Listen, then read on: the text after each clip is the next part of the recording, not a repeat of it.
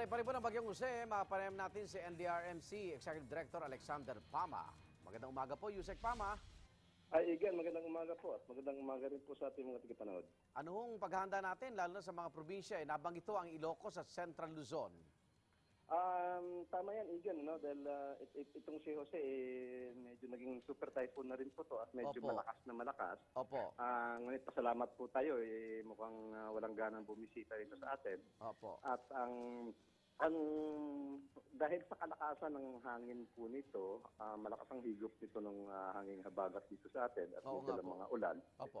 Kaya tuloy-tuloy po yung pakikipag-ugnayan ng ating mga DILG sa ating mga munisipyo, mga probinsya, dito lalo na dito sa may kanlurang bahagi ng Luzon dahil yung ulan nga po ang binabantayan natin. Opo. Tuloy-tuloy po ang pakikipag-ugnayan din po natin sa Pag-asa at sa NOAA kung saan tuloy-tuloy din po yung paggawa nila ng mga tinatawag natin mga simulation kung saan yung mga posibleng magkaroon ng mga baha, pati na rin yung mga landslide. Ang Opo. tinututukan po natin itong mga bayan at mga kanayunan po na kung saan yung tinatawag yung mga major river basins po natin.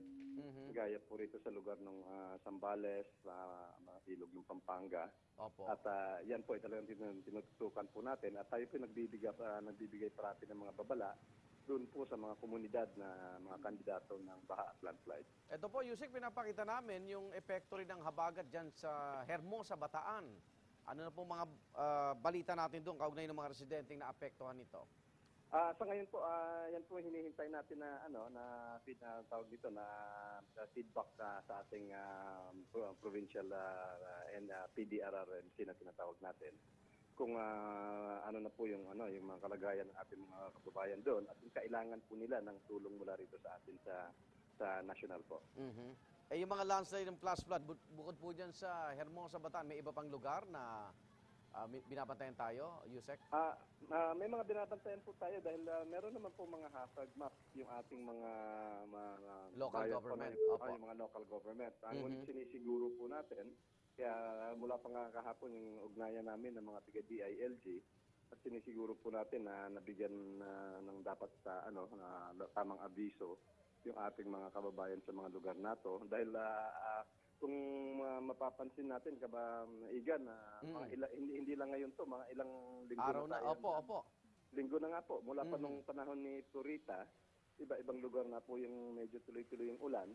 Ayaw naman po natin na masurpresa po tayo, kaya pinag-aaralan po ng ating mga scientists kung nasaan po yung mga nag-deposito, nga yung mga tubig. Ngunit ang maganda lang po dyan, medyo hindi naman daw po kandidato na parang Ondoy. Kasi ang sabi nga nito ni Professor Lagmay, yung ating mga scientists sa NOAA na tuloy-tuloy yung simulation nila, di gaya daw po nung panahon ng Ondoy na sa loob ng isang araw o 2 araw yung buhos na tuloy-tuloy. Okay. Hindi naman daw po ganun yung volume na dala ng tubig, ng bagyo o habagat. Ngunit ito naman po, yung medyo mahaba yung panahon na manaka-manaka, may mga ulan. At parati pong tinatamaan ng ulan, kung napapansin ninyo, dito po sa may kanlurang bahagi ng ating bansa. Okay. Yusek, maraming salamat po. Oras na may bagong balita. Pukol nyo lang po dito sa unang hirit. Salamat po. Ay, walang problema, Igan. Opo. Gagawin po natin yan. Salamat din po. Ingat po kayo, Yusek Alexander Pama, Executive Director ng NDRRMC.